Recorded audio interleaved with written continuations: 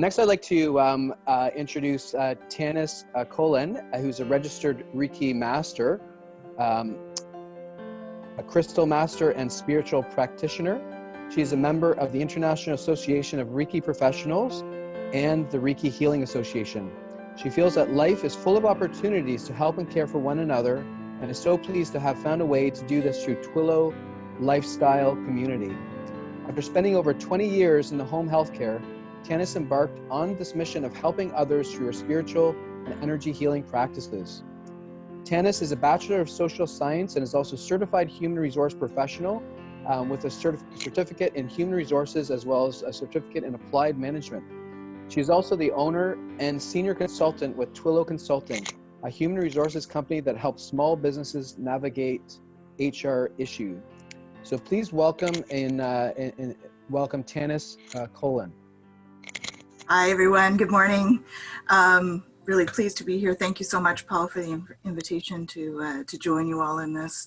I'm going to share my screen too. I have some slides to go with you, to go with this. Where are we here? Bear with me. Technology is still pretty new for me. Everybody okay? Can we see this? Yeah, we're good.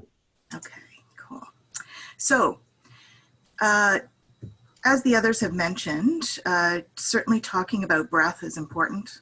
That's a big aspect. We also want to talk about other aspects of our self-care. So that's what I chose to talk about today, was really what is self-care and what are the aspects that we want to focus on. So we're not going to do necessarily everything for our business. We're not going to do everything for our family. We really want to have, if you focus on 3 things each day, getting 3 things done, because really we're sitting around at home as everybody is. And so how do we make sure that we keep some kind of a routine and that we're feeling comfortable and making sure we're still getting stuff done? Because sometimes we can fall into that sort of like, I'm just going to sit back and not do my business because there's nothing to do, but there's always stuff to do. So even if you're not doing a lot of business stuff, if you can do one thing towards your business every day, and you can do one thing for yourself every day, and one thing with your family, of course, if you're with your family, some of us are isolated from that, but even if it's reaching out through Zoom or email, something like that. So doing those 3 things every day, and then whatever else you do, you feel into it and feel what you want to do. I think the biggest thing, Karen mentioned it, and I believe Tanya did as well, the fear aspect. Certainly fear in all of this is a big concept. We really want to stay more in the love, in a heart-centered space. In order to do that, it's really important to stay in the present, because we really don't know what's coming. And so to just try to guess what's coming, we're just getting ourselves into more fear in doing that. So the place without fear is to stay in the present moment. So we're going to talk a little bit about that as well. So first, self-care. Self-care is taking actions to preserve and improve one's health. And we have 6 areas really of focus for self-care. So I'm not going to read all of the options, but you can certainly read them. They're just things at the bottom are ideas for you to incorporate into your daily routine, I guess you could say. So physical self-care, okay, those are your usual things, right? You're eating properly, getting the exercise, you know, taking a walk, making sure you have me time. There's the psychological care, which is another big focus in all of this, because really when you're isolated or you're being penned in, as we all are, it's often difficult to keep that sort of psychological mindset in a good space, and Karen was speaking to that. So doing things like self-reflection and journaling and stuff, and making sure you're taking care of that aspect. Being creative. We talked about the parasympathetic and the sympathetic nervous system, you know, making sure that we're in that, the rest and digest, and then we can be creative by doing things like drawing and painting and such. The emotional self-care, again, very similar, right? Feeling more about your feelings and making sure that you're feeling good about things.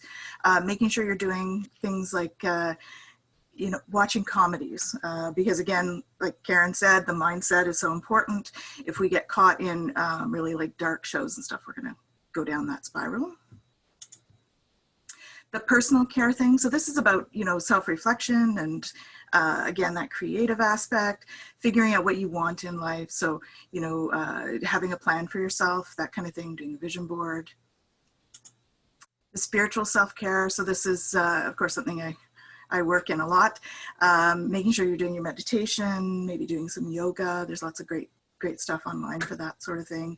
You know, doing self-forgiveness. I use a Ho'oponopono with a lot of my clients. And so if you want more information on that, please reach out.